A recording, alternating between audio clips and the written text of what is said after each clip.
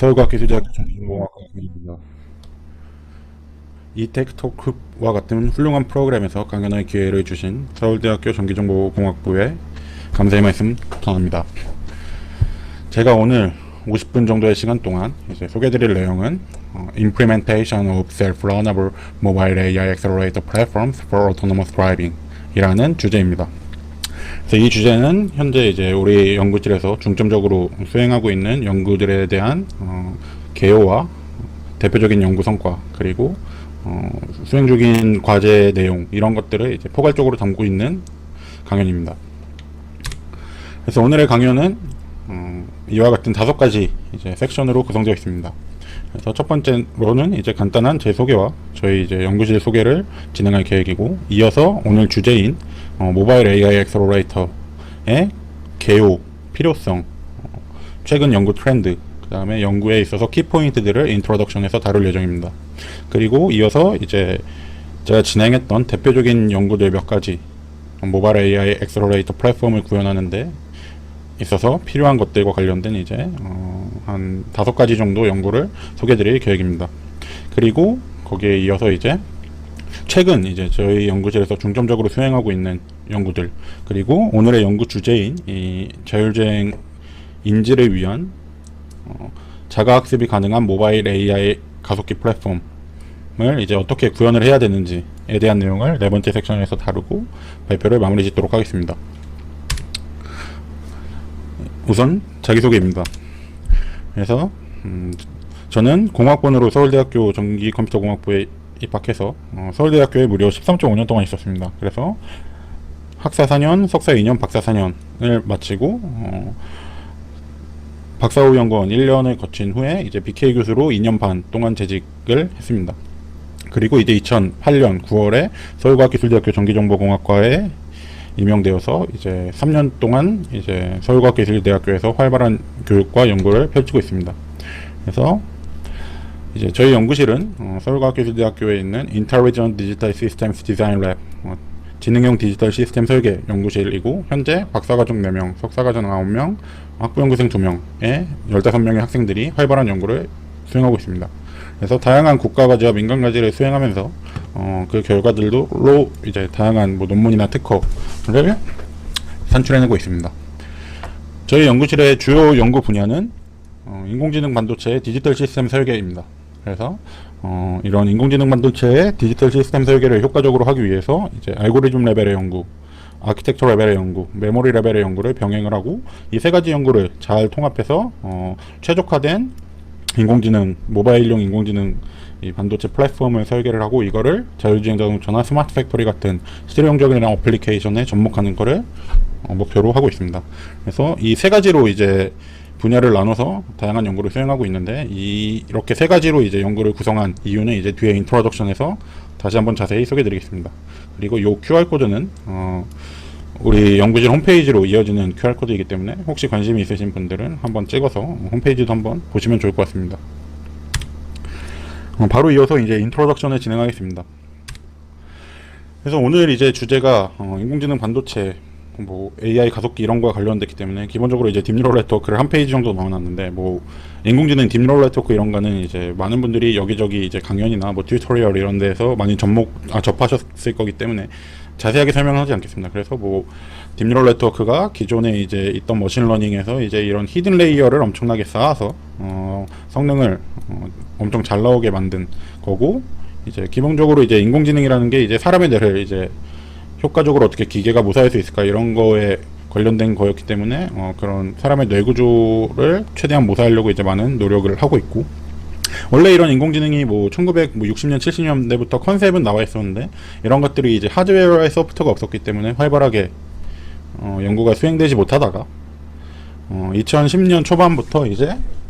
이런 하드웨어의 서포트를 받으면서 굉장히 이제 핫한 토픽이 되었고, 지금 뭐 한 10년 정도가 지났는데 지금은 어느 학회를 가나 뭐 AI라는 단어를 뭐 안 볼 수가 없는 그 정도로 이제 메인스트림이 된 상황입니다. 그 중에서도 이제 컨볼루셔널 뉴럴 네트워크 같은 거가 이제 가장 활발하게 연구가 되고 있는 분야인데, 이거는 이제 사람의 이제 비주얼 시스템을 이제 모방하기 위해서 컨볼루션이라는 연산을 활용해서 이미지나 비디오에서 피처들을 효과적으로 추출해내서 여러 가지 이제 태스크들을 수행하는 뭐 이미지 클래시피케이션, 분류나 오브젝트 디텍션, 탐지, 뭐 세그멘테이션, 객체 분할 이런 것들을 이제 효과적으로 이제 수행을 할 수 있게 해서 이것들을 이제 자율주행이나 뭐 스마트 팩토리, 뭐 비디오 서바일런스 이런 다양한 어플리케이션에서 이제 활용을 하려는 시도가 이제 많이 수행되고 있습니다. 그래서 여기 보면 이렇게 뭐 오브젝트 디텍션을 한거나 이런 시멘틱 세그멘테이션, 뭐 인스턴스 세그멘테이션 한 결과들을 볼 수 있고 이런 거를 이제 이런 뭐 에이다스나 자율주행 인식 파트에서 적극적으로 활용을 하려고 하고 있는 거죠. 그래서 이제 우리 연구실에서도 물론 이런 인공지능, 뭐 딥뉴럴 네트워크 안에 뭐 컨볼루션 뉴럴 네트워크 말고도 요새 뭐 트랜스포머 이런 구조들도 많이 나오고 있고 뭐 아니면 RNN, 뭐 리인포스먼트 러닝 이런 게 많이 있지만 이제 우리 랩은 컨볼루셔널 뉴럴 네트워크 혹은 이제 최근에 나오는 트랜스포머 이런 거를 좀 중점적으로 보고 있고 결국 이제 기존의 영상 처리 관련된 것들을 잘 수행하려는 것이 이제 우리의 목표입니다. 그래서 이런 딥뉴럴 네트워크의 성능이 좋다는 거는 이미 충분히 검증이 많이 됐습니다. 이미 뭐 사람보다 그런 이미지넷으로 수행하는 그런 대회에서 이미 사람보다 우수한 성능을 보이고 있고 이런 뭐 컴퓨터 비전이나 이런 인공지능 관련된 학회에서 나오는 결과들을 보면 이미 뭐 사람 한 명이 할 수 있는 것보다 훨씬 더 뛰어난 성능을 내고 있는데 이런 인공지능의 이제 챌린지가 뭐냐? 첫 번째는 이런 우수한 성능을 성취하기 위해서 앞에서 봤던 히든 레이어를 계속 쌓기 때문에 이런 레이어의 뎁스와 한 레이어의 크기, 위스가 엄청나게 이제 커지면서 말도 안 되게 많은 이제 연산을 필요로 합니다. 그래서 이게 지금 X축이 연산량이고 Y축이 이제 정확도를 나타내는데 기본적으로 이 정확도를 높이기 위해서 오퍼레이션을 늘리는 방향으로 이제 연구들이 수행이 되고 있는 거죠. 물론 최근에 경량화는 이거를 더 줄이려는 방향으로 되고 있지만 그건 뒤에서 이제 다시 얘기하는 걸로 하고 기본적으로 계속해서 연산량이 늘어나고 있고 트레이닝은 또 이런 연산을 엄청나게 하려면 시간이 엄청나게 오래 걸리고 또 그런 이제 트레이닝 같은 거를 GPU 이런 걸 써서 많이 하는데 이게 또 이산화탄소를 엄청나게 배출해서 이런 환경 문제까지 치명적인 영향을 미친다. 뭐 이런 또 리포트들이 요새 나오고 있습니다. 그래서 이런 엄청나게 많은 연산량을 필요로 한다는 게 일단 AI가 맞닥뜨린 가장 큰 이제 어려운 점이고 또 이게 어디로 이어지냐면 결국 전력 소모로 이어지게 됩니다. 그래서 이런 전력 소모는 특히 이런 오늘의 주제인 모바일 기기에서 엄청나게 크리티컬 하게 되죠. 왜냐하면 모바일 기기는 배터리 기반으로 동작을 하기 때문에 결국 전력을 많이 쓰면 배터리가 빨리 닳고 그러면 내가 실제 이 디바이스를 쓸 수 있는 시간이 줄어드는 그런 아주 안 좋은 연쇄작용이 일어나게 됩니다. 그래서 이런 전력 얘기가 나올 때 이제 대표적으로 많이 언급되는 게 이런 알파고, 이세돌구단과 알파고의 이제 게임인데 알파고가 CPU 1202개와 GPU 176개로 있어서 5만와트에 해당되는 전력을 소모했다고 합니다. 근데 사람의 뇌는 대충 이제 환산을 해보면 20와트 정도만 소모를 하기 때문에 결국 요새 많이 수행되는 연구들이 인공지능의 인퍼런스 혹은 트레이닝에 소모되는 전력을 사람의 뇌 수준으로 어떻게 줄일 수 있을 것인가 이런 연구들이 이제 많이 수행되고 있죠. 그래서 프랙티컬하게 보면 이런 스마트폰이나 자율주행 자동차에서 이런 인공지능 관련된 것을 쓰려면 여전히 4배에서 5배 정도의 전력 소모가 줄어들 필요가 있다 라는 리포트들이 많이 나오고 있습니다. 그래서 이런 연산량과 연산량으로 인한 전력 소모가 이제 AI 딥뉴럴 네트워크의 가장 큰 이제 문제점으로 언급이 되고 있고 이런 거를 이제 효과적으로 이제 처리할 수 있을 거라고 기대받고 있는 게 이제 AI 가속기입니다. 효과적인. 그래서 특히 이제 디지털 시스템 설계, 이건 우리가 주로 하는 이제 연구 분야이기 때문에 이렇게 적어놨는데 디지털 시스템 설계를 기반으로 한 이런 AI 가속기가 이제 이런 AI의 챌린지들을 해결해 줄 수 있을 거다 라는 이제 전망들이 나오면서 이런 AI 가속기 혹은 인공지능 반도체 이런 것들이 엄청나게 각광을 받고 있죠. 그래서 이런 AI 반도체라는 거는 결국 시스템 반도체의 한 이제 시스템 반도체에 소속된 한 파트라고 볼 수 있고 이런 시스템 반도체 마켓이 계속해서 엄청나게 커지고 있고 지금 메모리 반도체보다 훨씬 더 이제 큰 마켓을 가지고 있고 계속해서 이런 인공지능 반도체 시장도 엄청나게 급격한 속도로 이제 커질 것으로 기대를 받고 있습니다. 근데 우리나라의 현황은 어떠냐면 우리나라도 물론 이제 정부의 13대 혁신 성장 동력 같은 걸 보면 이런 뭐 인공지능이나 뭐 자율주행 빅데이터 같은 이런 알고리즘 관련된 것들도 있지만 여기에 이제 지능형 반도체 AI용 반도체 개발이 13대 혁신 성장 동력에 포함되어 있고 정부에서도 굉장히 여기에 이제 관심을 많이 가지고 있습니다. 우리나라에서. 근데 실제로 마켓 셰어가 높냐 하면 또 그런 건 아닙니다. 우리나라가 메모리 반도체 같은 경우는 삼성이나 하이닉스가 워낙 잘하기 때문에 마켓 셰어가 엄청나게 큰데 이런 시스템 반도체, 인공지능 반도체 같은 경우는 마켓 셰어가 한 3% 수준밖에 안 되는 것으로 결과가 나오고 있기 때문에 이런 시스템 반도체의 이제 마켓 점유율도 메모리 반도체 수준으로 이제 끌어올리기 위한 많은 노력이 이루어지고 있습니다. 그래서 정부에서도 이와 관련된 과제들이 작년 올해 뭐 해서 계속해서 이제 나오고 있고, 예, 이제 저희 연구실에서도 이와 관련된 과제들을 뭐 3개 정도 대표적으로는 이제 3개 정도를 수행하고 있습니다. 그래서 이런 문제를 해결하려면 결국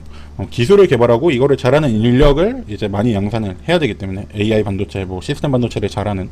그런 문제를 이제 해결하기 위해 저희 연구실에서도 많은 노력을 기울이고 있습니다. 그래서 이제 다시 이제 좀 메인 얘기로 돌아와서 이런 모바일 AI 가속기를 잘 설계를 하려면 3가지 목표를 달성을 해야 됩니다. 하나는 높은 정확도, 뭐 정확도라고 그리고 적어놨지만 퍼포먼스가 이제 나와야 되고, 그 다음에 빠른 속도, 스루풋이 높아야 되고, 마지막으로 전력 소모를 줄여야 됩니다. 그래서 이 3가지 목표를 이제 달성할 수 있는 효과적인 모바일 AI 가속기를 만드는 것이 굉장히 중요한데, 이거를 하기 위해서 앞에서 이제 셀프 인트로덕션에 있었던 3가지 이제 연구 분야가 필요하다고 저는 보고 있습니다. 그래서 첫 번째, 이제 알고리즘 레벨의 접근이 필요한 이유는 앞에서 봤던 그림인데, 여기서 이제 이쪽이 연산량이고 오퍼레이션이고 이쪽이 정확도라고 했을 때 결국 우리의 목표는 여기에 위치하는 어떤 딥뉴럴 네트워크를 만들어내는 게 가장 중요합니다. 연산량은 최대한 줄이면서 정확도는 최대한 높이는. 근데 이런 정확도를 높이는 작업이나 요구되는 연산량 자체를 줄이는 거는 결국 알고리즘 레벨의 어프로치가 무조건 동반되어야 됩니다. 그래서 이런 네트워크 최적화를 해서 정확도를 높이고 사이즈를, 네트워크 크기를 줄이기 위해서 이런 알고리즘 레벨의 연구가 꼭 동반이 되어야 되기 때문에 이런 알고리즘 레벨에 접근을 해야 되고 이런 연구가 필요하고, 두 번째로 이제 아키텍처 레벨에 접근이 필요한 이유는 네트워크를 최적화해서 잘 만들어 놨으면 이거를 가장 잘 돌릴 수 있는 하드웨어 구조를 설계를 하는 게 중요합니다. 그래서 이런 거를 이제 최적화된 네트워크를 가장 잘 가속화할 수 있는 그런 이제 하드웨어를 설계하기 위해서 이런 뭐 병렬화나 최적화 기법들을 접목을 시켜서 빠른 프로세싱과 이제 저전력으로 동작할 수 있는 그런 하드웨어를 설계를 하는 게 굉장히 중요하고, 지금까지는 이런 딥뉴럴 네트워크를 가속화하기 위해서 대부분 GPU가 쓰였습니다. 그래서 서버에 GPU를 여러 장 꽂아서 쓰고, 또 이제 모바일 환경을 모사하기 위해서 엔비디아에서 나온 뭐 제슨 자비에나 이런 인베디드, 제슨 TX나 이런 인베디드 GPU 보드를 많이 썼는데, 이런 GPU 같은 경우는 굉장히 뭐 쿠다부터 해서 파이토치, 텐서플로우 이런 프레임워크가 굉장히 이제 잘 되어 있다는 장점이 있어서 연구를 하는 진입 장벽이 굉장히 낮지만, 여전히 이제 이런 GPU는 크기도 좀 상대적으로 크고 가격도 굉장히 비싸고 소음도 많이 나고 전력 소모도 굉장히 심하다는 이제 몇 가지 문제점들이 있습니다. 그래서 이거를 이제 대체할 수 있는 효과적인 방법이 FPGA 기반의 설계, 그리고 거기서 더 나아가서 이제 ASIC으로 이제 칩 설계를 하는 방법이 이제 GPU보다 훨씬 더 이제 효과적일 수도 있다라는 전망들이 이제 계속해서 나오고 있고, 이런 연구들이 아주 활발하게 수행이 되고 있습니다. 그래서 이런 FPGA 기반의 RTL 기반의 FPGA 설계나 ASIC 칩 설계 같은 경우는 GPU로 개발하는 것보다 전문성은 좀 더 요구되지만 훨씬 더 작은 크기, 그리고 훨씬 더 커스트 이피션트, 가성비가 좋고 전력 효율도 훨씬 더 좋을 뿐만 아니라 하드웨어 유틸라이제이션을 높일 수 있는 다양한 이런 최저가 테크닉을 접목하기가 GPU보다 훨씬 수월하기 때문에 이런 것을 통해서 효과적으로 인공지능 가속기를 설계를 하면 이게 베스트 옵션이 될 수 있는 거죠. 그래서 실제로 비슷한 구조를 갖는 네트워크를 이제 FPGA로 설계를 하고 GPU로 설계를 해서 GPU를 타겟으로 해서 설계를 해서 실험을 해보면 거의 10배 정도의 전력 차이가 나는 것을 이제 확인할 수 있습니다. 그래서 가장 효율적으로 내가 그 앞에 알고리즘 레벨을 통해서 최적화된 네트워크를 가장 효율적으로 이제 가속화할 수 있는 하드웨어를 설계를 하기 위해서 이런 아키텍처 레벨의 접근이 필요하고, 세 번째로 이제 메모리 레벨의 접근이 필요합니다. 그래서 이 AI라는 게 결국 엄청나게 많은 데이터를 사용을 해서 뭔가 이런 네트워크를 학습을 시키고 또 수많은 연산을 통해서 인퍼런스를 하고 이러기 때문에 결국 빅데이터라는 게 항상 AI와 같이 이제 얘기가 나오는 것처럼 결국 데이터가 엄청나게 많이 필요하게 되고, 이 데이터라는 거는 결국 메모리에 저장되어 있는 걸 가져오기 때문에 이런 메모리 액세스와 이런 데이터 리텐션에 소모되는 전력이 이제 전체 시스템에서 소모하는 전력의 상당 부분을 차지하게 됩니다. 그래서 이런 그래프를 보면 대략 뭐 3분의 1, 2분의 1, 3분의 1과 2분의 1 뭐 중간 정도 될 것 같은데 그 정도의 전력이 메모리 단에서 소모가 되고, 나머지가 이제 컴퓨테이션 연산을 위한 파트에서 소모가 된다라는 이제 리포트 결과가 있고, 하이닉스에서 낸 결과도 보면 이 빨간색이 이제 메모리로 인한 전력이고, 이게 이제 파란색이 이제 그 연산을 위한 전력이라고 볼 수 있는데, 그게 예전에는 이제 뭐 5대1 정도 비율이었는데 최근에는 이제 2대1까지 이제 내려왔다, 뭐 이런 또 리포트들이 있습니다. 그래서 이런 메모리에서 소비되는 전력이 또 굉장히 치명적이기 때문에 이런 로우 파워 플랫폼을 만들기 위해서는 이런 딥뉴럴 네트워크에 최적화된 메모리를 함께 설계해 주는 게 굉장히 중요하다. 지금까지는 대부분은 연산 부분의 전력만 이제 사람들이 줄이려고 노력을 했는데, 그게 아니라 메모리까지, 어차피 모든 플랫폼에는 메모리가 들어가기 때문에 이런 메모리의 전력까지 함께 줄이려는 노력이 꼭 동반되어야 된다라는 겁니다. 그래서 알고리즘, 아키텍처, 메모리 레벨의 이런 접근이 이제 병행이 되어야 되는 거죠. 그래서 이거를 이제 잘 요약을 해보면 AI 가속기, 특히 이제 모바일, 오늘 이제 뭐 모바일에 초점을 맞출 거기 때문에 모바일에 초점을 맞춰서 좀 보면, 결국 AI 가속기의 플랫폼은 이렇게 요약할 수 있습니다. 이런 딥뉴럴 네트워크라는 거는 결국 트레이닝을 먼저 시켜놓고 그 트레이닝된 이제 웨이트를 가져다가 이제 새로운 데이터를 인퍼런스 하는 거기 때문에, 트레이닝 할 때는 포워드와 백워드를 계속해서 반복하게 되고, 나중에 그렇게 해서 학습이 잘 되면 인퍼런스 할 때는 이런 포워드 패스만 진행을 하게 되겠죠. 그래서 이렇게 된다고 했을 때 포워드만 수행하는 이런 플랫폼과 이제 백 프로파게이션까지 수행해야 되는 이런 플랫폼의 이제 특징이 다를 겁니다. 그래서 일반적으로 지금까지 이제 이런 포워드만 수행하는 인퍼런스 같은 경우는 이제 서버에서 충분히 트레이닝이 되고 나면 그 웨이트를 받아서 이제 인퍼런스만 수행을 하게 되고, 대부분이 이런 것들이 이제 실제 유저가 사용하는 환경, 모바일 환경에서 많이 수행이 되죠. 그리고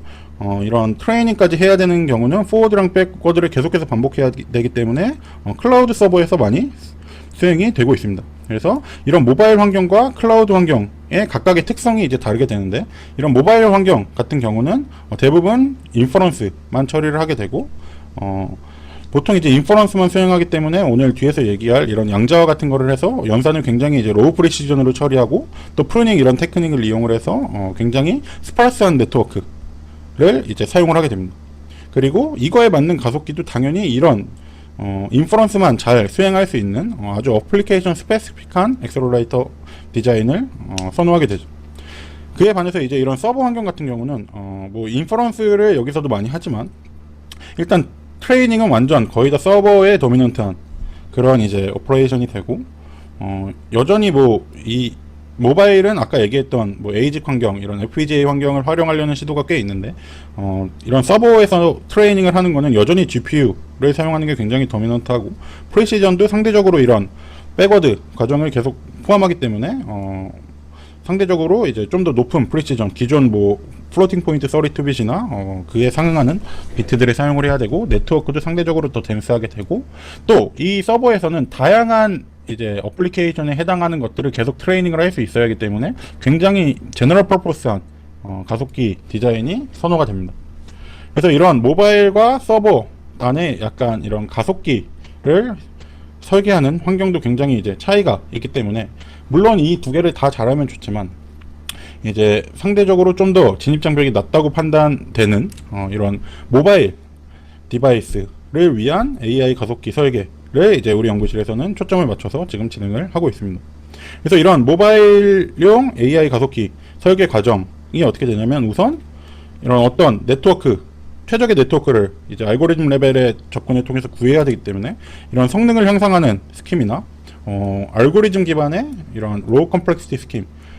그러니까 전력을 줄이고 연산량을 줄이기 위해서 뭐 아까 좀 전에 잠깐 언급했던 양자화나 이런 프루닝 같은 기법을 해서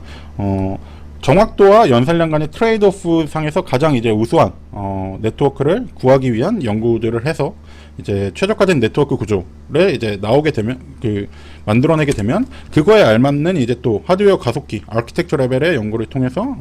실제 가속기를 설계를 하는 거죠. 그래서 이거를 이제 GPU보다 이제 FPGA나 ASIC으로 최적의 설계를 하고 싶기 때문에 뭐 RTL 레벨에서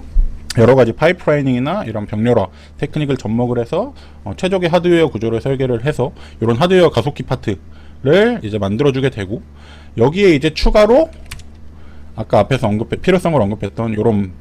딥러닝, 딥뉴럴 네트워크의 최적화된 메모리 플랫폼을 함께 설계해 줌으로써 최적의 이런 모바일 플랫폼을 완성할 수 있게 되고, 가장 저전력이면서 성능이 우수한 그런 플랫폼이 설계가 되면 그거를 이제 자율주행 자동차나 뭐 스마트 팩토리 아니면 비디오 서베일런스 이런 데 실제로 접목시키는 이런 이제 프로세스를 거쳐서 하나의 이제 모바일 플랫폼을 설계를 하고 그거를 활용할 수 있게 되는 겁니다. 그래서 지금 설명했던 이 플로우에 맞춰서 이제 이어서 이제 다음 섹션에서 이제 각각의 이제 해당되는 연구들을 소개를 드리고 또 더 나아가서 최근에는 이런 플로우가 어떻게 변화하고 있는지 이런 거를 계속해서 설명을 하도록 하겠습니다. 세 번째 섹션에서는 아까 앞에서 방금 전에 얘기한 것처럼 이제 제가 진행했던 대표적인 연구들 몇 개를 보여드리려고 그러는데, 알고리즘 레벨, 아키텍처 레벨, 그 다음에 메모리 레벨로 나눠서 소개를 하겠습니다. 그래서 이제 제가 주로 이제 타겟팅하고 있는 거는 자율주행에서 이 퍼셉션, 인지, 사람의 눈에 해당되는 그 부분을 이제 카메라 기반으로 해결하는 거를 이제 목표를 하고 있습니다. 그래서 이런 연산의 대부분이 이런 퍼셉션을 위해 퍼셉션이 대부분의 이제 연산을 차지하기 때문에 이쪽에 약간 포커싱을 맞춰서 또 중요도도 굉장히 높고 연구를 수행을 하고 있고, 그러기 위해서 뭐 오브젝트 디텍션이나 세그멘테이션 같은 연구들을 주로 수행하고 있습니다. 그래서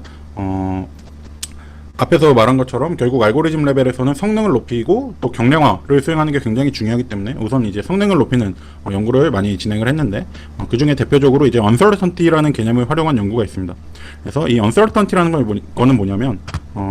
이런 디텍션, 이런 오브젝트 디텍션을 수행했을 때 내가 찾은 이 물체에 대한 신뢰도를 이제 나타내주는 지표가 되는 것이 언서턴티입니다. 그래서 이런 언서턴티는 에피스테믹 언서턴티랑 이제 엘리아토릭 언서턴티라는 두 개의 이제 컨셉이 있는데, 에스테믹 같은 경우는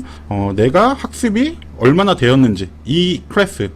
이 오브젝트에 대한 학습이 얼마나 되었는지를 나타내주는 지표고, 엘리아토릭 같은 경우는 내가 지금 이 물체를 인퍼런스를 해서 탐지를 했는데 노이즈나 이런 거에 영향이 얼마나 있었는지에 따라서 내가 찾은 이 물체에 대한 신뢰도가 얼마나 되는지를 나타내주는 지표입니다. 그래서 여기서 보면 이제 이 위에 초록색으로 나와 있는 수치가 이제 에피스테믹 언설턴티고 노란색으로 나와 있는 게 이제 엘리아토릭 언설턴티가 되는데, 보면 이렇게 좀 부정확하게 찾은 물체들의 지표가 엄청나게 높게 나오는 걸 볼 수 있습니다. 그래서 딴 것들은 뭐 0.1 몇 이런데 얘는 다 0.5, 0.5, 0.5 뭐 이렇게 굉장히 높게 나오죠.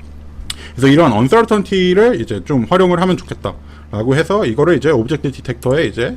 접목하는 연구를 진행을 했고, 그 연구가 이제 가우시안 욜로 V3라는 ICCV 2019년에 이제 발표했던 논문으로 현재 뭐 구글 사이테이션이 뭐 131 정도를 기록을 하고 있습니다. 그래서 이 연구의 목표는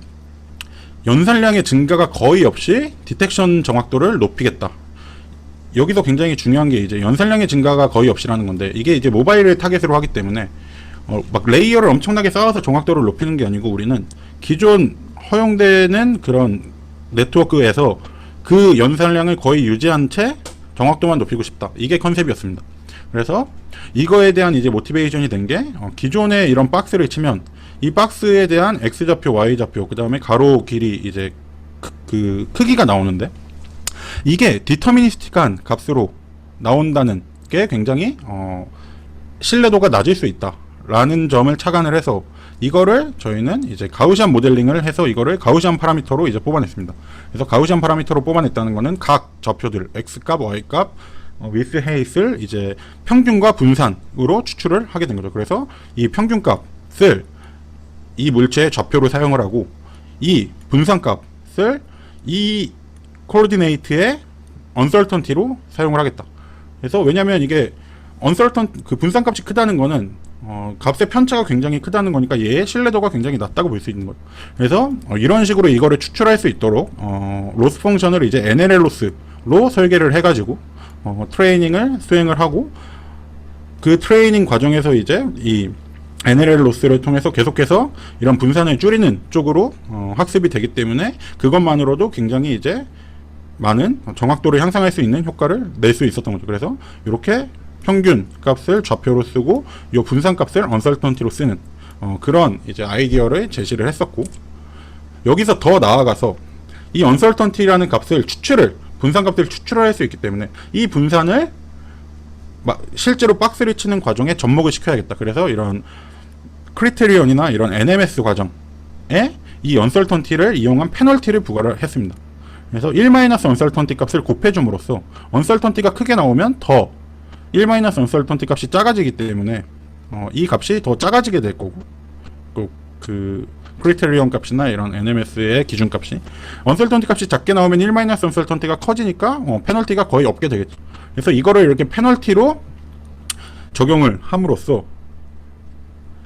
불확실한 신뢰도가 낮은 물체가 이제 걸러지도록, 그 박스가 걸러지도록 이제 설계를 한 겁니다. 그래서 이 방법의 또 가장 큰 또 장점 중에 하나가, 앞에서 이제 로스 펑션을 바꾸면서 트레이닝 과정에서 언설턴티를 추출했기 때문에 인퍼런스에는 영향을 미치지 않았고, 그 과정까지는 이 인퍼런스에서도 이 과정이 이 106개의 레이어로 이루어진 이런 욜로 V3 구조상에서 3개의 레이어에서만 약간의 연산을 더 수행하면 되기 때문에 거의 이 프로세싱 스피드에 페널티가 없다라는 장점이 있었습니다. 그래서 앞에서 우리가 목표로 했던 연산량 증가 거의 없이 정확도만 높이는 효과를 확실하게 이제 얻을 수 있었고, 그 결과 거의 뭐 FPS, 이게 이제 1초에 몇 장을 처리할 수 있냐 지표인데 거의 FPS의 변화 없이 3% 이상의 정확도 향상 효과를 얻을 수 있었고, 실제 비주얼 이밸류에이션을 통해서도 기존에 이런 잘못 찾았던 물체, 놓쳤던 물체를 찾을 수 있게 되고, 잘못 박스를 쳤던 물체를 없앨 수 있는, 그래서 false positive, false negative를 효과적으로 이제 줄일 수 있는 그런 결과를 얻을 수 있었습니다. 그래서 실제로 이런 가우시안 모델링을 적용한 이거를 비디오를 한번 보면, 잠시만요. 이런 식으로 이 가우시안 모델링을 접목 안 한 데서는 이 박스가 굉장히 언스테이블한데, 이제 이거를 접목한 모델에서는 이 박스가 굉장히 스테이블한 거를 볼 수 있고, 이 영상에서도 이게 이제 서울대 그 후문 나가는 쪽에서 찍은 영상인데, 이런 구간 시작 부분에 있는 박스를 보면 가우시안 모델링을 안 한 거에서는 이게 굉장히 언스테이블한데, 가우시안 모델링을 한 경우에는 이게 굉장히 스테이블한 거를 이제 볼 수 있습니다. 네, 원래는 경량화 관련된 알고리즘 연구도 뭐 퀀타이제이션이나 프루닝 관련해서 진행했던 연구들을 좀 소개드리려고 그랬는데, 시간 관계상 일단 바로 아키텍처로 넘어가야 될 것 같고, 혹시 이제 관련해서 질문이 있으시면 어펜딕스에 다 페이지가 준비되어 있으니까 질문 Q&A 타임에 답변을 드리도록 하겠습니다. 그래서 이제 앞에서 이제 알고리즘 레벨에 이제 가우시안 욜로 연구를 받고, 이제 이어서 아키텍처 레벨 이제 연구를 소개드리겠습니다. 그래서 아키텍처 레벨에서 이제 저희 연구팀에서 했던 가장 이제 대표적인 연구가 이제 욜로, 모바일 타겟으로 이 욜로라는 알고리즘을 가장 효율적으로 가속화할 수 있는 모바일 전용 가속기를 설계한 내용을 소개드리겠습니다. 그래서 이 논문 같은 경우는 IEEE Transactions on VLSI System에 이제 퍼블리시가 되었고, 현재 뭐 사이테이션이 104 정도를 기록하고 있습니다. 그래서 이 이제 연구의 핵심은 스루풋이 높고 저전력, 이제 하드웨어 코스트를 이제 최소화한 하드웨어 가속기를 설계를 하겠다, 이런 목표로 이제 연구를 진행했고, 가장 핵심적인 모티베이션은 이런 이제 CNN 가속기 설계에 있어서 내부 연산도 굉장히 이제 중요하지만, 이 익스터널 메모리와 인터널 메모리, 익스터널 DRAM과 안에 이제 SRAM의 이제 액세스와 캐패시티로 인한 소모 전력도 굉장히 이제 크기 때문에 이거를 줄이는 거를 목표로 연구를 진행을 했습니다. 그래서 여기에 이제 핵심적으로 3개 정도의 이제 컨트리뷰션이 있는데, 첫 번째는 이 하드웨어 센트릭 퀀타이제이션, 이게 약간 어떻게 보면 양자와랑 좀 관련 있는 알고리즘 양자와 관련된 내용일 수도 있는데, 결국 이제 데이터를 표현하는 프리시전이 줄어들어야 전용 가속기 설계에 있어서 내부적으로 이제 생성되는 이런 컨비네이셔널 로직이나 시퀀셜 로직에 이제 양이 줄어들기 때문에 모든 이제 웨이트를 바이너리로 표현을 하고, 또 이제 액티베이션을 이제 굉장히 이제 로우 프리시전, 이제 이 3비트에서 6비트로 이제 어댑티브하게 설정을 했는데, 이거는 이제 욜로 전용 가속기였기 때문에 각 레이어의 이제 센시티비티를 고려를 해서 빛 프리시전을 이렇게 어댑티브하게 설계를 했습니다. 그래서 그렇게 한 결과 이제 모든 파라미터를 이제 원칩 D램에 넣을 수 있게 돼서, 이런 익스터널 중간에 이제 연산 중간에 이제 익스터널 D램에 액세스 하는 거를 이제 완전히 제거를 해서, 인풋이 들어오면 스트리밍 구조로 쫙 연산이 되고, 아웃풋이 이제 D램으로 가는, 그래서 중간에 이제 이런 액티베이션 파라미터들이 이제 익스터널 D램에 액세스를 안 하게 되고, 웨이트 파라미터도 전부 가져와서 B램에 넣어놓기 때문에 익스터널 메모리, 익스터널 D램에 액세스를 안 해야 되는 이런 구조, 스트리밍 구조로 이제 설계를 했고, 또 이제 스트리밍 하드웨어 아키텍처를 이제 아까 얘기했듯이 이렇게 첫 번째 레이어부터 17번째 레이어까지 이제 쭉 스트리밍 구조로 이제 가속기를 설계를 했는데, 그렇게 하기 위해서 이제 데이터 패스 최적화를 진행을 했습니다. 그래서 데이터 패스 최적화를 하기 위해서 이런 컨버전 연산의 연산 순서가 기존의 이제 GPU 같은 데에서는 이 방향으로 수행을 해서, 웨이트를 한번 가져오면 그거를 이용을 해서 리유즈를 안 하고 한 번 연산에 다 쓴 다음에 또 다음 이 슬라이딩 큐브 연산을 위해서 또 다음 웨이트를 가져오게 이제 되어 있던 구조를 이런 로우 베이스드 리유즈라는 기법을 제안을 해서 연산 순서를 이쪽 방향이 아니고 이쪽 방향으로 처리를 해서, 웨이트를 이렇게 가져오면 그거를 가지고 이 로우에 해당되는 애들은 전부 다 이제 연산을 해서 중간 결과 값을 이런 식으로 이제 버퍼에 저장을 해놓는 이런 구조로 이제 제안을 해서 이 옵집 액세스를 완전히 이제 제거할 수 있도록 웨이트와 이제 액티베이션 맵의 이런 트레이드오프를 고려를 해서 설계를 진행을 했고, 마지막으로 이 하드웨어 유틸라이제이션을 높이기 위해서 모든 연산을 이제 파이프라인 구조로 설계를 하고, 배치 프로세싱도 이제 파이프라인 구조로 설계를 하는 이런 이제 테크닉들을 적용을 해서 욜로 전용 가속기를 설계를 했습니다. 그리고 이제 이 연구의 후속 연구로 좀 더 이제 레이어의 특성을 반영을 하면 좋겠다. 그래서 기존에 이제 이런 레이어의 특성이 반영이 안 돼 있었고, 레이어 스페시픽하지 않았고, 또 이제 모든 웨이트를 바이너리로 처리하다 보니까 이 정확도 저하가 꽤 뭐 한 6 MAP 정도가 이제 발생하는 문제가 있어서, 이런 거를 좀 보완하면 좋겠다. 이런 아이디어를 기반으로 이제 레이어의 특성을 반영하고 이런 정확도 조화를 이제 보상하는 이런 이제 최적화된 하드웨어 설계 연구를 진행을 했고, 그 연구가 이제 IEEE Transactions on CSVT에 이제 최근에 퍼블리시가 됐습니다. 그래서 여기서 이제 이 모티베이션이 됐던 두 가지가, 첫 번째가 이제 레이어의 특성을 뜯어서 보니까 대부분의 이제 컨버루션 기반의 이제 네트워크들이 그런데, 앞부분은 피처 맵이 굉장히 큰 반면에 웨이트의 사이즈는 이제 굉장히 작은 편이고, 그 다음에 이 레이어 뒤로 갈수록, 더 레이어가 깊어질수록 피처맵 크기는 이제 줄어드는, 여기서 빨간색이 이제 피처맵의 크기를 나타내는데, 피처맵의 크기는 줄어드는 반면에 이 웨이트 파라미터, 파란색으로 표현된 이 웨이트 파라미터는 이제 굉장히 이제 점점 커지는. 그래서 이런 레이어의 특성을 반영해서 이런 연산에 필요한 데이터 리유즈 기법을 어댑티브하게 적용을 해야겠다. 그래서 이제 두 가지 웨이트 블록 리유즈 기법을 이제 섞어서 쓰는 방법을 제안을 합니다. 그래서 뭐 뒤에서 이제 하드웨어 구조를 보고 다시 얘기하겠지만, 이런 앞에서 봤던 로우 기반의 이제 웨이트 리유즈와 아예 이런 프레임 기반의 웨이트 리유즈, 요 두 개를 이제 적절히 섞어서 이 프레임 베이스드 위에 있는 애 같은 경우는 를 한번 가져오면 이 프레임에서 완전히 리유즈를 하기 때문에 이제 상대적으로 웨이트 버퍼 사이즈는 굉장히 줄일 수 있는 반면에, 이런 중간 이미디에이트 계산 결과 값을 이제 버퍼에 다 저장을 해야 돼서 이 아웃풋 버퍼와 인풋 버퍼의 크기는 상대적으로 굉장히 커지는 이런 특성을 가지고 있고, 이런 로우 베이스드 리유즈, 우리가 이제 이전 연구에서 제안을 했던 이런 리유즈 방법은 상대적으로 이제 프레임 단위의 리유즈보다 웨이트 크기는 크지만 인풋과 아웃풋을 이제 임시 저장하기 위한 버퍼 값은 이제 줄일 수 있는 이런 특징을 가지고 있어서, 이런 피처 맵이 큰 앞부분은 상대적으로 인풋, 아웃풋 피처 맵을 이제 저장하기 위한 버퍼 크기에 훨씬 더 센시티브하기 때문에 로우 베이스드 리유즈 방법을 사용을 하고, 요 뒷부분 같은 경우는 이제 웨이트가 굉장히 크고 피처 맵이 굉장히 이제 작기 때문에 사이즈가 웨이트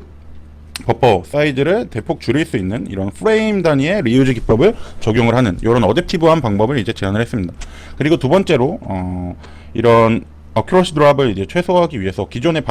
웨이트들을 전부 다 바이너리로 이제 양자화를 했다면, 요런 이제 아웃라이어의 이제 발생하는 이게 이제 그 욜로의 이제 웨이트 디스트리뷰션을 나타낸 건데, 이런 아웃라이어를 이제 바이너리로 양조하면서 굉장히 큰 성능 저하가 발생한다는 점을 이제 발견을 해서 이거를 보완하는 방법을 이제 제안을 했습니다. 그래서 이 첫 번째 그 문제점에 대한 이제 해결책을 이제 믹스드 데이터 플로우라고 논문에서 명시를 했고, 두 번째 문제에 대한 해결책을 이제 믹스드 프리시전 퀀타이제이션이라는 텀으로 이제 표현을 했는데, 첫 번째는 아까 얘기했듯이 이제 앞부분은 로우 베이스드 리유즈를 쓰고 레이어 앞부분은, 뒷부분은 이제 프레임 베이스드 리유즈를 했기 때문에 그거에 맞도록 이제 앞부분은 상대적으로 이제 피처맵 크기가 크기 때문에 피처맵 버퍼를 최소화하기 위해서 기존 연구처럼 스트리밍 구조로 쫙 설계를 했고, 이 뒷부분은 피처맵은 굉장히 작은데 웨이트는 굉장히 크기 때문에 이런 피처맵을 좀 저장하는 대신에 저장하는데 이제 드는 버든이 굉장히 적기 때문에 연산하는 모듈을 하나만 가져와서 얘가 이제 뒷부분 레이어들을 시퀀셜하게 이제 처리를 하도록 설계를 한 거죠. 그래서 앞부분은 스트리밍 구조이기 때문에 각각의 이제 레이어를 처리하는 연산 IP를 두고 걔네를 이제 파이프라인 구조로 이제 설계를 해서 처리를 하고, 이 뒷부분은 피처맵이 작고 이제 연산하는데 시간이 얼마 안 든다는 그런 특징이 있어서 레이어를 이제 시퀀셜하게 이제 처리하도록, 하나의 IP에서 시퀀셜하게 처리하도록 이제 설계를 한 다음에 이 앞부분, 이게 이제 그룹 1이라고 명시가 되어 있고 이 뒷부분이 그룹 2라고 명시가 되어 있는데, 요 그룹 1에 소모되는 연산 처리 시간과 그룹 2에 소모되는 연산 처리 시간이 거의 똑같아지도록 이제, 그래야 이제 바틀렉이 안 생기기 때문에 그런 식으로 이제 옵티미제이션을 해서 12번째 레이어까지는 이제 옵티미제이션을 한 결과 12번째 레이어까지는 요런 파이프라인 구조, 파이프라인 레이어 구조로 설계를 하고, 뒷부분은 이제 하나의 IP를 넣고 시퀀셜하게 처리하도록 나머지 5개 레이어는 그렇게 설계를 해서 이제 최적의 스루풋을 이제 뽑아낼 수 있도록 설계를 했습니다. 그리고 이제 이런 믹스드 프리시전 퀀타이제이션 같은 경우는 요런 아웃 레이어는 이제 8비트로 양조화를 하고 나머지는 이제 바이너리로 양조화를 하는, 그래서 물론 이렇게 간단하지 않고 거기에 이제 수학적으로 또 이제 최적화하는 그런 기법을 적용을 했지만, 핵심 아이디어는 아웃라이어는 8비트, 나머지는 바이너리는 1비트, 그리고 액티베이션은 앞에 선행 연구에서 했던 것처럼 레이어의 민감도에 따라서 3비트부터 6비트까지 이제 어댑티브하게 적용하는 이제 최적의 이런 레이어 구조, 네트워크 구조를 이제 만들어 놓고 거기에 이제 완전 최적화된 이런 하드웨어 설계를 진행을 한 거죠. 그래서 그렇게 설계를 한 결과 이런 GPU에서 같은 이제 욜로 V2를 이제 동작하는 것보다 이제 1.2배 오히려 빠르면서 GPU를 쓰는 플랫폼보다 전력 소모는 이제 11.5배 정도 더 효율적인 그런 결과를 이제 얻을 수 있었고, 여기에 이제 보통 이제 FPGA 관련된 연구들에 대한 논문을 보면 뭐 이런 지표들을 많이 이제 제시를 하는데, 뭐 이런 하드웨어 사이즈나 이제 프리퀀시, 아니면 이제 뭐 이게 이 오브젝트 디텍터니까 이런 정확도, 그리고 뭐 이런 스루풋이 얼마나 나오고 전력 효율은 얼마나 나오고 이런 것들을 이제 많이 제시를 해서 이런 비교표에서 이제 저희도 이런 결과를 이제 제시를 했는데, 이렇게 해서 GPU보다도 뛰어나고 기존의 FPGA 기반으로 설계된 이런 연구들보다도 훨씬 더 이제 스루풋도 높고 그 다음에 전력 효율도 훨씬 더 좋은 그런 결과를 얻을 수 있었고, 특히 요게 이제 TVLSI 논문이고 이게 CSVT 논문인데, 똑같은 스루풋을 유지시키면서 하드웨어 리소스를 조금 더 써서 정확도를 대폭 향상시킨, 그래서 이 72.08이라는 정확도가 이제 GPU에서 32비트 플로팅 포인트로 연산한 결과인데, 1dB 이내 1MAP 드롭 이내에 이제 정확도 조화만으로 훨씬 더 효율이 높은, 전력 효율이 높은 그런 IP를 FPGA에서 이제 설계를 했습니다. 그래서 실제로 이제 이렇게 설계한 결과를 좀 보면, 이게 지금 FPGA에서 실시간 데모를 하고 있는 건데, 이제 화면이 전혀 끊김없이 정확하게 디텍트를 하고 있는 걸 볼 수 있고, 또 이런 ADAS에 사용되는 그런 카메라를 이용을 해서 거기서 이제 촬영한 영상으로 디텍션을 해본 결과도 전혀 이제 끊임없이 이게 프레임 퍼 세컨드가 충분히 나오기 때문에 FPGA에서 잘 동작을 하는 결과를 검증하였습니다. 그리고 이제 아키텍처 레벨 연구를 한 2개 정도 소개해드렸고, 마지막으로 이제 이런 인공지능 전용 메모리 관련된 연구를 간단히 소개해드리겠습니다. 그래서 메모리가 중요하다는 건 우리 이제 제가 앞에 인트로덕션에서도 이제 메모리 파워가 차지하는 비중이 이제 굉장히 이제 높아지고 있고, 특히 이런 D램 같은 경우는 리프레시라는 연산을 계속 해줘야, 오퍼레이션 계속 해줘야 되기 때문에 이제 데이터가 날아가지, 리텐션 안에 이제 리프레시가 돼서 날아가지 않도록 이 리프레시라는 애가 또 이제 D램의 덴시티가 커지면 커질수록 이런 속도나 전력 소모에 있어서 차지하는 비중이 이제 굉장히 시그니피컨트하다라는 이제 연구 결과들이 많이 있어서 이 리프레시를 어떻게 효과적으로 줄여서 저전력 메모리를 설계를 할 수 있을까라는 고민을 저희가 했습니다. 그래서 그 이제 고민에 대한 결과로 approximate memory라는 거를 이제 제안을 했는데 이거는 이제 딥러닝 전용 메모리고 이 메모리의 컨셉은 정확도 조화가 거의 없이 이런 CNN 어플리케이션에서 D램의 전력을 최대한 이제 줄이겠다. 그리고 모티베이션은 앞에서 말했듯이 이런 리프레시, D램에서 리프레시로 인한 전력 소모가 굉장히 크기 때문에 이걸 어떻게 효율적으로 줄일 수 있을까? 그래서 이런 approximate memory를 설계하기 위해서 기본적인 키 아이디어는 핵심 그 중요한 데이터는 에러를 방지하고 덜 중요한 데이터는 에러를 좀 허용하는 대신에 전력 소모를 줄이는데 사용하겠다. 그 이제 컨셉을 이제 갖춘 게 이 approximate DRAM이고 그거를 구현하기 위해서 저희가 bit transpose 모듈이라는 거를 제안을 했습니다. 그래서 이런 식으로 이제 프로세싱 유닛에서 캐시를 거쳐서 메모리 컨트롤러를 거쳐서 이제 DRAM으로 액세스를 하는 식으로 되어 있는데 현대 컴퓨터 구조가 여기서 이제 이 메모리 컨트롤러에다가 bit transpose 유닛이라는 걸 넣어서 일반적으로 이제 D램에는 원래는 데이터가 한 로우에 한 데이터가 이런 식으로 저장이 되는데 요렇게 저장을 하는 게 아니고 리프레시라는 게 기본적으로 이런 로우 단위로 되기 때문에 우리는 얘를 트랜스포즈를 시켜서 한 로우에 여러 데이터의 MSB만 모으고 다른 로우에는 LSB만 모으는 그래서 이 비트의 시그니피컨스에 따라서 여러 데이터를 이제 한 로우에 이제 이렇게 모아서 저장할 수 있도록 데이터를 이제 이 방향으로 있던 데이터를 이런 식으로 이제 트랜스포즈하는 모듈을 앞에다가 단 거죠. 그래서 이렇게 하면 어떤 장점이 있냐면 MSB는 상대적으로 중요하니까 리프레시를 정상적으로 하고 LSB는 상대적으로 중요도가 떨어지니까 거의 리프레시를 안 하는 그런 메모리 시스템을 만들 수 있는 겁니다. 그래서 이렇게 하면은 이런 기존의 D램을 전혀 손대지 않고 이 컨트롤러 단에서 이 빗 트랜스포즈 유닛 맛을 사용을 하고 컨트롤러 안에서 리프레시 페리어드를 이제 조정함으로써 저전력으로 동작할 수 있는 이런 메모리를 설계할 수 있는 거죠. 그래서 이거를 이제 뭐 이스카스와 그 다음에 IEEE Transactions on Circuit System 1에 이제 발표를 한 바가 있습니다. 그래서 이 메모리를 이제 효과적으로 이제 활용하기 위해서 이제 하드 어프록시메이션이랑 소프트 어프록시메이션이라는 이제 두 가지 개념을 이제 사용을 했는데 기본적으로 데이터가 이런 floating point 32bit으로 돼 있다고 했을 때 정말 덜 중요한 이 멘티사 부분은 아예 트랑케이션을 시켜버려서 아예 데이터를 가져오지도 저장하지도 않고 그럼으로 인해서 이제 연산 파트에서 바라봤을 때 양자화되는 효과를 이제 얻도록 하고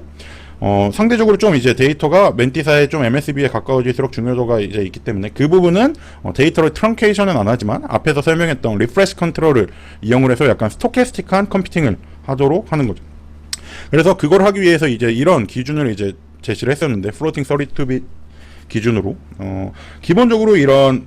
플로팅 포인트 구조에서 사인과 익스포넌트는 중요도가 굉장히 높기 때문에 이 사인과 익스포넌트에 해당되는 9비트에 대해서는 기존과 마찬가지로 64ms 단위로 이제 리프레시를 하는 반면에 이런 멘티사 부분은 MSB는 중요하지만 LSB는 중요도가 떨어지기 때문에 MSB에서 LSB로 갈수록 리프레시를 이 식에 따라서 점점 천천히 하게 하는 겁니다. 그래서 여기서 이제 인크리멘탈과 이제 이런 오프셋을 이제 파라미터로 이제 유저가 세팅할 수 있도록 메모리 컨트롤러에서 그렇게 설계를 했고 한 예시를 보면 이런 식으로 이제 데이터가 있을 때 아예 MSB 해당되는 16비트 정도는 이제 날려버리고 그 위에 이제 사인과 익스포넌트는 정상적으로 64ms로 이제 리프레시가 되도록 하고 멘티사 부분은 이제 이 오프셋을 1024로 지금 준 건데 이 1024부터 일정 간격 지금 128ms 간격으로 이제 로우가 하나 늘어나면 늘어날수록 이 지금 로우 9에 MSB가 저장돼 있고 1로 갈수록 이제 각 이 로우에 저장되어 있는 비트의 시그니피컨스가 떨어지기 때문에 점점 더 리프레시를 천천히 하도록 이런 식으로 이제 메모리를 설계를 해서 여기는 비록 리프레시로 인한 파워 세이빙 효과를 얻을 수는 없지만 여기서 이제 에러가 발생하지 않도록 사인과 익스포넌트에서 에러가 발생하지 않도록 해서 정확도를 최대한 유지할 수 있게 하고 이 멘티사 부분은 리프레시를 엄청나게 천천히 함으로써 거의 한 번 정도 이제 리프레시를 하도록 함으로써 파워 세이빙 효과를 확실히 얻는 거죠. 그래서 그렇게 이제 설계를 한 결과 요런 16비트를 트렁케이트하고 요런 오프셋으로 이제 실험을 했을 때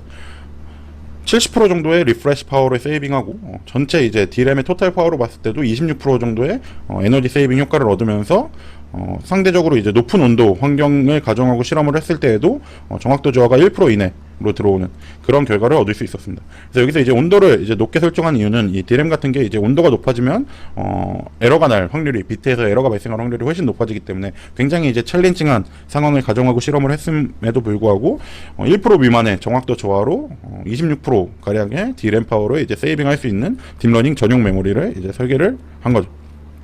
그래서 뭐 그거를 FPGA에서 이제 검증까지 충분히 완료를 하였습니다. 그래서 여기까지 해서 이제 기존에 이제 저희 연구팀에서 이제 진행했던 알고리즘 아키텍처 메모리 레벨의 이제 딥러닝 가속기 관련 연구를 소개를 드렸고 이제 이어서 셀프 러너블 모바일 AI 엑셀러레이터 플랫폼에 대한 내용을 소개해 드리겠습니다.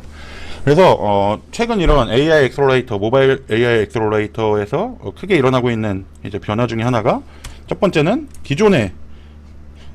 서버에서 학습을 해서 모바일로 웨이트를 이제 업데이트를 받았다면 이제 그게 아니고 이 모바일에서 스스로 학습을 하는 셀프 러닝에 대한 필요성이 굉장히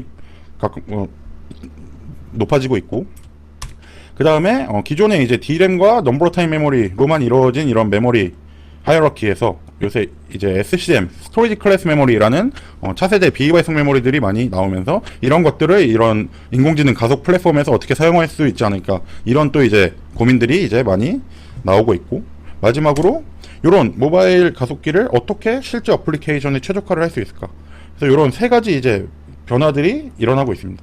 그래서 이런 세 가지 변화를 이제 반영을 해서 기존에 이제 소개드렸던 뭐 정확도 향상, 경량화, 최적의 하드웨어 설계 이런 연구들을, 그 다음에 메모리 연구들을 어떻게 할 수 있을까, 이런 고민들을 최근 이제 저희가 많이 하고 있습니다. 그래서 대표적으로 이제 두 개 정도를 이제 소개 드리려고 그러는데, 첫 번째는 이 자가학습과 관련된 내용입니다. 그래서 모바일 셀프 러닝, 모바일에서 스스로 학습하는 이런 거에 대한 필요성이 굉장히 이제 높아지고 있는데, 그 이유는 몇 가지가 있는데, 일단 여기서 이제 서버에서 데이터를 가지고 이제 학습을 해서 원래는 이제 모든 유저가 그 웨이트를 이제 쓰는 구조로 되어 있는데, 자율주행 자동차 같은 걸 보면 뭐 미국에서 운전하는 사람과 한국에서 운전하는 사람과 뭐 동남아에서 운전하는 사람들의 운전 환경이 다 다를 텐데, 그거를 각각 그 주행 환경에 최적화된 이런 웨이트를 서버에서 학습을 해주기가 굉장히 어려운 거예요. 그래서 그런 거를 이제 내 주행 환경에 맞게 스스로 최적화를 할 수 있으면 좋겠다, 이런 이 요구들이 이제 많이 높아지고 있고, 다른 이제 환경에서 각각 최적화된 연구에 대한, 그리고 또 이제 서버에서만 학습을 하려고 하다 보니까 점점 데이터가 많아져서 이런 서버, 클라우드에 부과되는 연산이나 이런 메모리에 대한 부담이 굉장히 이제 높아지고 있고, 또 데이터를 이제 얘가 모아야 되는데 각각 유저가 예를 들어 찍은 데이터를 서버로 다 보내자고 하니 이제 또 프라이버시 문제가 있는 거죠. 그 다음에 또 데이터를 여기서 모으고 나면 여기서 또 이거를 슈퍼바이즈 러닝을 하기 위해서 이제 라벨링을 해야 되는데, 또 이 라벨링을 하는데 너무 많은 버든이 들고, 그래서 요새 뭐 액티브 러닝이나 세미 슈퍼바이즈 러닝이나 뭐 위클리 슈퍼바이즈 러닝처럼 이제 언라벨드 데이터를 어떻게 효율적으로 처리할 수 있을까, 이게 또 이제 이런 인공지능 알고리즘에서 굉장히 이제 핫한 토픽으로 떠오르고 있는데, 이런 여러 가지 문제를 모바일에서 직접 학습을 할 수 있으면 여기에 부과되는 연산에 대한 부담도 줄일 수 있고, 이런 프라이버시나 라벨링 문제도 해결할 수 있지 않을까. 그래서 이제 이런 자가학습, 모바일 자가학습과 관련된 필요성이 굉장히 이제 각광을 받고 있는데, 이거를 하려고 보니 이제 굉장히 이제 챌린징한 포인트들이 많습니다. 지금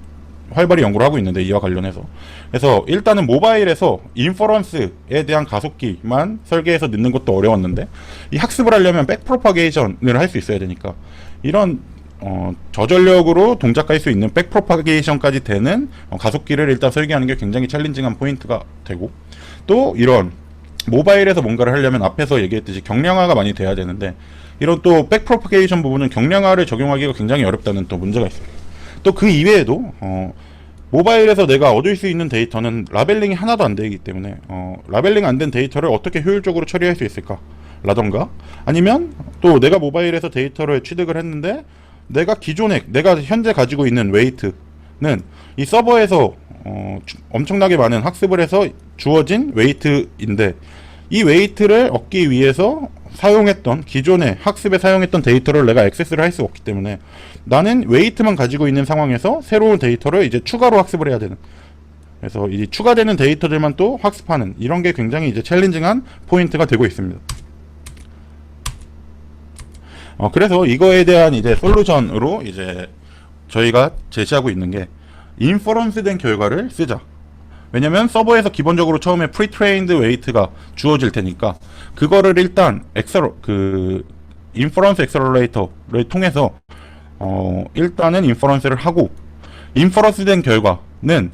제대로 찾았을 수도 있지만 제대로 못 찾았을 수도 있기 때문에 이거를 트레이닝 데이터 셀렉터라는 IP를 설계를 해서 여기서 신뢰도가 높은 데이터만 잘 선별을 하자.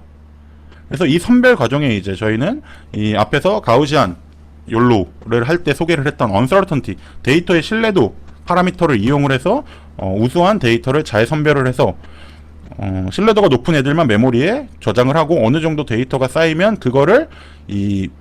모바일 내에 있는 트레이닝 가속기를 이용을 해서 여기서 학습을 해서 웨이트가 이제 업데이트가 되면 그거를 인퍼런스 모델에 이제 덮어 씌워주는, 이런 이 플랫폼을 설계를 하고 있습니다. 그래서 요 인퍼런스 모델은 굉장히 이 포워드 패스만 처리하면 되기 때문에 굉장히 경량화된 모델을 사용을 하고, 요 트레이닝 모델도 이제 뭐 인퍼런스 모델보다는 조금 더 복잡할 수 있지만 최대한 경량화를 해서 설계를 하려고 이제 시도를 하고 있고, 그래서 이런 딥뉴럴 네트워크 백프로파게이션에 대한 RTL 설계나 이런 경량화 테크닉 같은 게 이제 저희가 내세우려고 하고 있는 컨트리뷰션이고, 또 이제 소프트웨어 파트에서는 요 트레이닝 데이터를 어떻게 잘 선별할 것이냐, 그거를 이제 알고리즘적으로 제안을 하고, 또 앞에서 말했듯이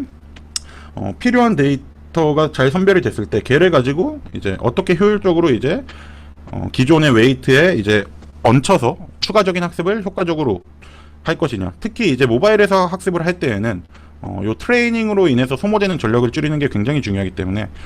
트레이닝하는 이터레이션, 에폭을 줄이는 게 굉장히 중요합니다. 그래서 어떻게 이거를 효과적으로 최대한 적은 에폭 이터레이션만 가지고 추가적인 학습을 할 수 있을까, 이런 이제 알고리즘들을 활발히 개발을 하고 있습니다. 그래서 요렇게 이제 가속 플랫폼이 각각 이제 인디비주얼 유저에게 이제 모바일 플랫폼이 생기면 그거랑 이제 클라우드랑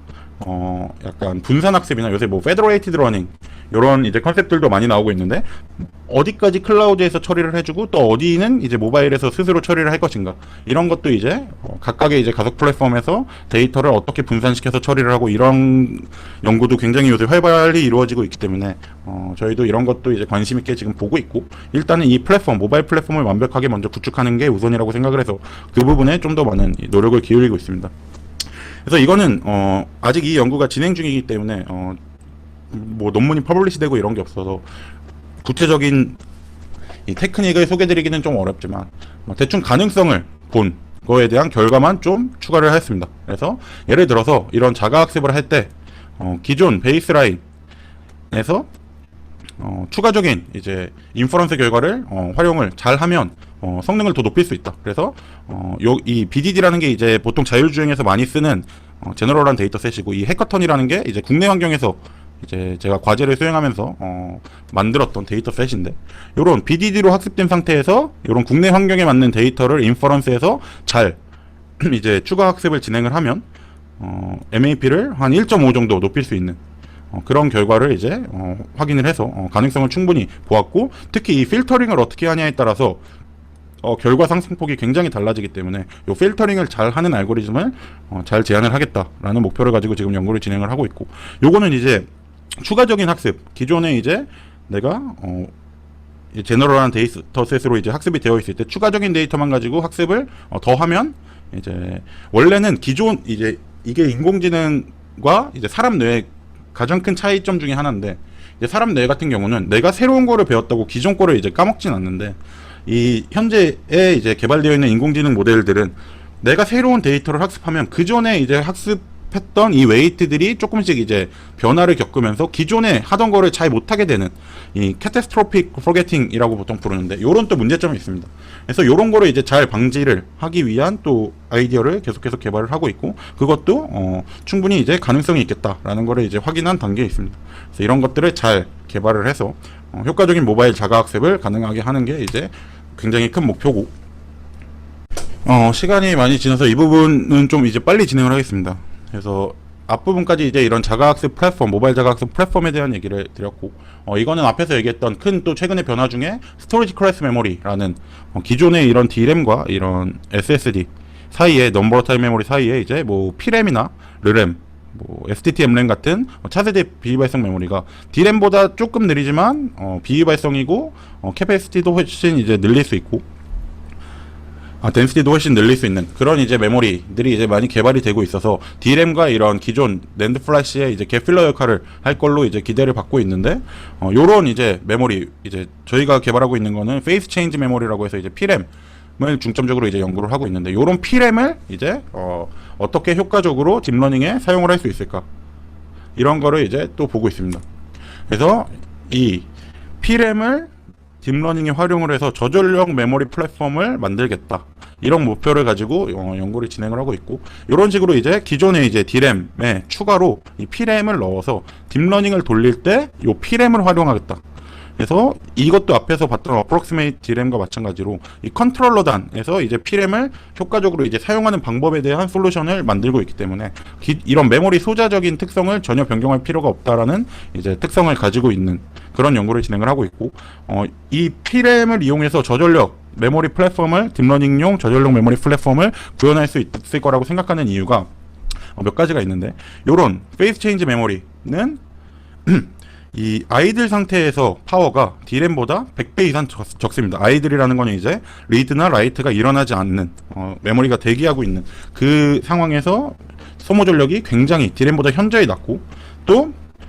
덴시티가 훨씬 높고, 또 이제 비발성이라는 특성을 가지고 있어서 요런 거를 좀 잘 활용해 보자. 왜냐면 이 CNN 같은 경우는 굉장히 이제 컴퓨테이션 인텐시브 하기 때문에 메모리가 놀고 있는 상태가, 이제 메모리 액세스가 없는 상태가 이제 굉장히 많고, 또 이제 스파셜 로컬리티가 굉장히 높고, 그러니까 데이터가 굉장히 이제 연속된 데이터 액세스가 발생을 하고, 또 이런 캐시,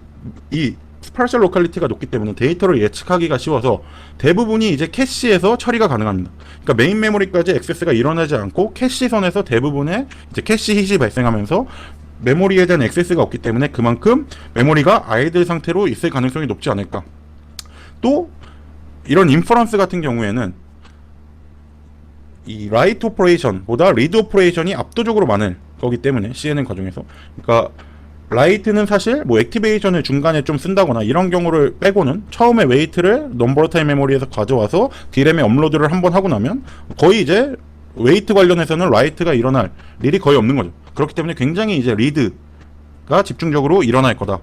그래서 이제 요런 특성, CNN의 특성과 P램의 특성을 잘 활용을 해서 CNN 인퍼런스에 특화된 저전력 메모리를 이제 설계하는 연구를 진행을 하고 있고, 50% 이상의 메모리 소모 전력을 줄일 수 있을 것으로 기대하고 있습니다. 그래서 이제 뭐 이런 데이터가 이제 캐시 hit이 굉장히 많이 나고, 또 리드가 굉장히 도미넌트하다, 뭐 이런 거를 보여주는 이제 결과들이라 간단히 넣어놨고, 이 연구를 함에 있어서 이제 문제가 되는 게, 어쨌든 P램은 D램보다는 느리기 때문에 P램에서 데이터를 리드하는 과정에서 이제 레이턴시가 여전히 D램보다 2배 이상 느려서 P램에서 데이터를 가져오는 게 이제 바틀렉이 될 수 있다라는 문제점이 있어서, 요거를 해결하기 위해서 전용 프리패처를 이제 개발하는 연구를 하고 있습니다. 그래서 이 프리패처를 잘 개발해서 데이터를 효과적으로 프리패칭을 하면 P램이 D램보다 2배 정도 리드가 오래 걸리는, 요거를 잘 이제 하이딩하면서 50% 정도의 전력 감소 효과를 얻을 수 있는 그런 결과를 낼 수 있을 거다라고 기대를 하고 있고, 이 연구도 지금 한창 진행을 하고 있습니다. 그래서 이것도 마찬가지로 핵심 아이디어는 아직 뭐 논문이 퍼블리시 되거나 이러지 않아서 소개를 드리지는 못하는데, 기본적으로 이제 이런 백그라운드 조사를 했던 내용들을 이제 넣어놨습니다. 시간 관계상 지금 이 부분은 스킵을 하고, 혹시 이제 이거에 대한 관심이 있는 분들이 계셔서 질문이 나오면 그때 자세히 소개를 하겠습니다. 그래서 요거는 이제 라이브 프리패처, 아주 간단한 프리패처를 개발을 해서 접목을 해봤더니 실제로 성능이 향상될 여지가 굉장히 많더라. 그래서 전용 프리패처를 잘 만들면 실제로 거의 D램을 쓰는 시스템과 똑같은 스피드를 내면서 전력만 50% 줄일 수 있겠다, 뭐 이런 거에 대한 가능성을 본 또 결과입니다. 그래서 이게 이제 오늘 소개드릴 마지막 내용인데, 이런 앞에서 소개드렸던 연구들이 어떻게 보면 좀 연관성이 없는 것 같기도 하지만 이거를 제가 이렇게 진행을 하는 이유는 최종적으로 이런 자율주행 전용 플랫폼을 만들기 위해서입니다. 그래서 이런 자율주행 전용 가속 플랫폼을 어떻게 설계를 하고 싶냐면 보통 자율주행 자동차에 이제 카메라가 뭐 6개 이상 달릴 것으로 이제 기대를 받고 있는데 지금까지 연구들은 하나의 아주 성능이 우수한 가속 플랫폼이 여기서 들어오는 데이터를 다 처리하는 약간 중앙 집중형 가속 플랫폼으로 지금 개발이 되고 있습니다. 그래서 이 Centralized Architecture with a Single HPC Platform이라는 게 이제 하나의 이런 가속 플랫폼에서 여러 데이터를 가져다가 다 처리하는 그런 구조로 되어 있는데, 이렇게 하려고 하다 보니까 그 가속 플랫폼을 만드는데 들어가는 돈이 어마어마하고 또 걔가 그 하나의 가속기가 처리해야 되는 양이 또 엄청나게 많은 거죠. 그래서 이거를 좀 분산을 시키면 좋겠다라는 생각을 했고, 그러기 위해서 각 카메라마다 하나의 이런 가속 간단한 이제 인퍼런스 전용 가속 플랫폼을 가속기를 달면 좋지 않을까. 그래서 하나의 카메라당 하나의 이런 가속기를 달고 그 하나의 가속기, 인퍼런스 가속기는 또 앞에서 이제 간단히 소개했던 P램 기반의 아주 저전력 메모리로 동작을 시키면 좋겠다. 왜냐면 얘는 인퍼런스만 할 거기 때문에 인퍼런스 전용 메모리를 달아서 하나의 카메라에 대한 거를 저전력 가속기와 저전력 그 메모리를 이용해서 이제 데이터를 이제 프로세싱하는 구조를 가져가고, 앞에서 이런 자율주행 자동차에서 자가학습이 필요할 가능성이 굉장히 높다고 했으니까 가운데에 이제 하나의 셀프 러닝 가속기를 달아서 이 가속기에서는 여기서 이제 인퍼런스를 하면서 이제 나온 데이터들 중에 신뢰도가 높은 애를 이제 데이터 셀렉트 모듈이 이제 이런 메모리에 저장을 해 놓으면 이거를 가져다가 이제 얘는 자가학습을 진행을 해서 지금 내가 주행하고 있는 환경에 최적화된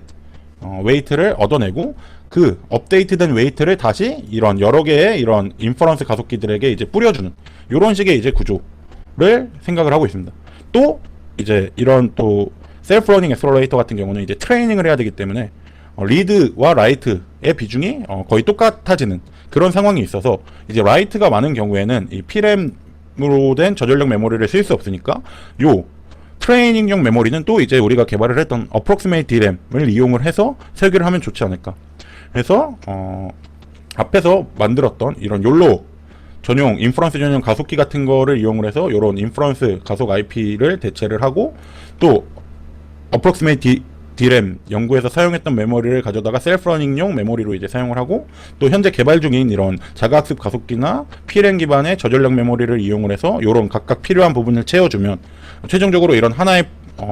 최적의 플랫폼을 구축할 수 있지 않을까 기대를 하고 있습니다. 그래서 지금까지 진행했던 연구들과 현재 진행했던 연구들을 잘 조합을 해서 이런 자율주행 가속 플랫폼을 완성시키는 게 저희 연구팀의 최종적인 목표입니다. 그래서 이제 결론입니다. 그래서 오늘 발표에서 이제 이런 모바일 AI 가속기를 설계하기 위해서 알고리즘, 아키텍처, 메모리 레벨의 연구가 병행되고 그게 잘 통합돼서 하나의 플랫폼화가 되는 게 굉장히 중요하다라는 내용을 소개를 드렸고, 각각에 해당되는 과거에 저희가 진행했던 연구나 현재 진행 중인 연구들을 소개해 드렸습니다. 그래서 발표를 하다 보니까 시간이 좀 길어졌는데 긴 시간 동안 발표를 드려주셔서 감사드리고, Q&A를 통해서 질문이 있으시면 답변을 드리도록 하겠습니다. 감사합니다.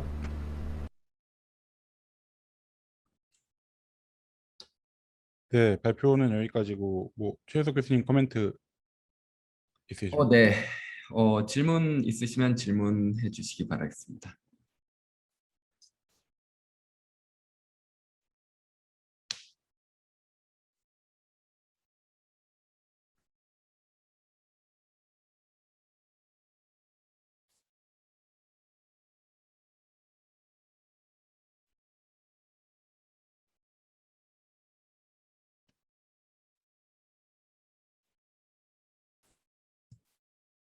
네. 그럼 제가 한 가지 질문 드리면요. 네. approximate DRAM 거기 설명하시면서 이제 그 refresh rate 컨트롤 하는 방식으로 이제 파워 줄이는 거를 연구하셨었잖아요. 네. 그때 그러니까 예를 들어서 내가 요 멘티사 요 빛은 어느 정도 리프레시 레이트를 가지고 해야겠다. 약간 그런 거를 정하실 때 그거를 그러니까 어떤 방식으로 정하는 건가요? 예를 들어서 그냥 내가 아무 값이나 그냥 얘는 이 정도 리프레시 레이트, 얘는 이 정도 리프레시 레이트 이런 거를 뭔가 어 그러니까 일단 디램 그 모델링도 뭔가 잘 돼 있어야 될 것 같고 걔가 뭔가 시스템 시뮬레이션 할 때 그 안에서도 잘 맞물려서 들어가야지 전체 시스템 액큐러시 저하하지 않으면서 뭔가 리프레시 레이트를 최적화할 수가 있을 것 같은데 그거를 전체적으로 어떻게 그러니까 옵티마이즈를 하신 건지 궁금해서요. 아, 네. 그러니까 그 부분도 저희가 아직 연구가 끝나지 않았는데요. 그 되게 중요하신 포인트인데 저희가 이걸 트레이닝을 하다 보면 그 트레이닝 에폭이 얼마나 됐냐에 따라 어느 정도의 정확도가 개런티 되어야 된다 이런 게 이제 나오거든요. 그래서 원래 계획은 그거를 이제 이런 머신이 스스로 어댑티브하게 바꿔가는 거기까지 이제 개발을 하고 싶었는데 지금 거기까지 완성을 못해서 일단 논문을 쓸 때는 그냥 임피리컬하게 각 네트워크 여러 개를 돌려서 어느 타이밍에는 왜냐면 이제 이게 온도나 이런 환경에 따라서 에러 발생 확률이 다 달라지니까 이제 그런 거를 이제 상황에 맞춰서 좀 매뉴얼하게 결정해주는 뭐 그런 형태로 지금은 돼 있는데요. 최종적으로는 이제 교수님 말씀하신 것처럼 머신이 스스로 자기가 동작하고 있는 환경의 이제 온도 같은 것도 알 수 있고 또 이제 트레이닝 에폭이 얼마나 지났는지를 알 수 있으니까 그 에러 레이트와 현재 그 트레이닝 에폭에서 이제 이게 저희가 해보면은 초반에는 조금 이제 에러가 많이 발생해도 그레디언트를 찾아가는 과정에서 러프하게 가면 되니까 이게 에러가 좀 많아도 괜찮고 트레이닝 할 때 이제 좀 뒤로 가면 뒤로 갈수록 더 정확한 데를 찾아가야 되니까 훨씬 더 센시티브해지기 때문에 그런 거를 머신이 이제 스스로 판단할 수 있는 알고리즘을 아직도 개발하고 있습니다. 알겠습니다. 네. 뭐 다른 질문은 없으신가요? 이제 발표를 너무 길게 해서 아닙니다. 이게 네 이게 시작도 약간 좀 늦게 하셨어가지고 네.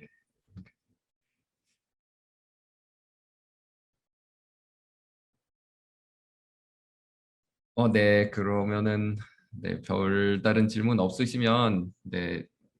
오늘 마지막에 좋은 톡 해주신 그 김현 교수님께 네 다시 한번 감사드리겠습니다. 네, 감사합니다. 네. design techniques we discussed. So yeah, I shared my insight and some important things to consider when you design the high-speed SerDes transmitters. And then we have looked at some challenges as well. And then we have looked at the design example of 224 gigabps transmitter that we published in ISCC. And I'd like to say that more active research in academia is strongly desired to expand the scope and also the capability of this ultra high speed SerDes circuits. So thank you. And this is the reference list. If you're interested, please take a look at those. And then, yeah, thank you very much. I'm sorry about the time. I think it's a little bit longer than 60 minutes, but yeah, thank you. 네, 감사합니다. 질문 있으신가요?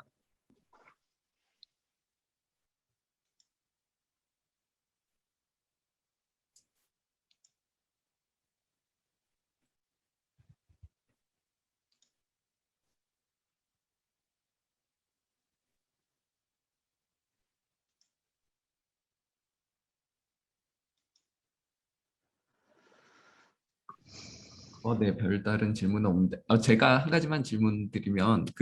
네. 지금 일단 팸4까지는